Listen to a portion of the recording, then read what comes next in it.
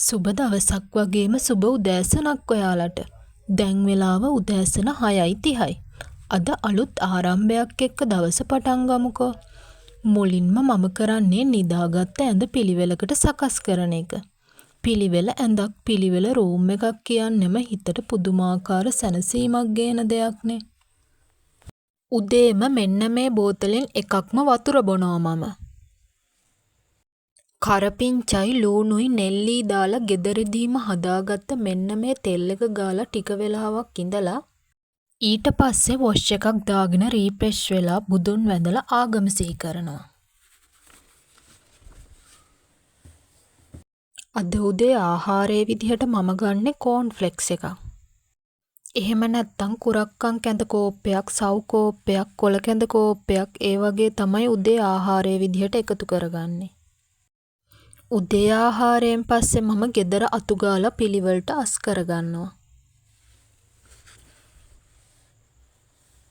තදේට ඉර පායන්න කලින් මල් ගස් වලට වතුර දාලා මිදුල අතු ගා ගන්න ඕන.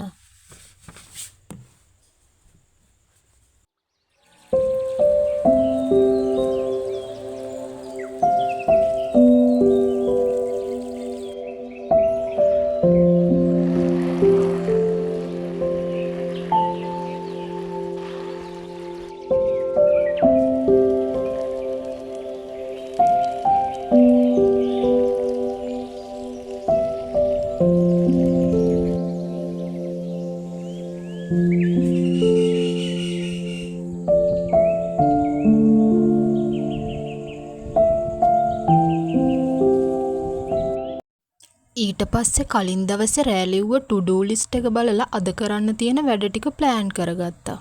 අද වැඩි අවධානයක් දීලා තියෙන්නේ මගේ ගාඩන් එක හදාගන්න වැඩවලට. මම කලින් වීඩියෝ එකෙත් කිව්වනේ මගේ ගාඩන් එක අලුතෙන්ම හදාගන්න ගමන් තමයි තියෙන්නේ.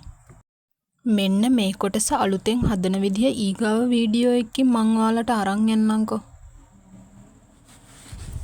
අද උදේවරුව ගෙවිලා ගියා දැනුනේවත් නෑ. 11යි කාලත් වෙලා. මේ තියෙන්නේ මං කැමතිම කෑමක්.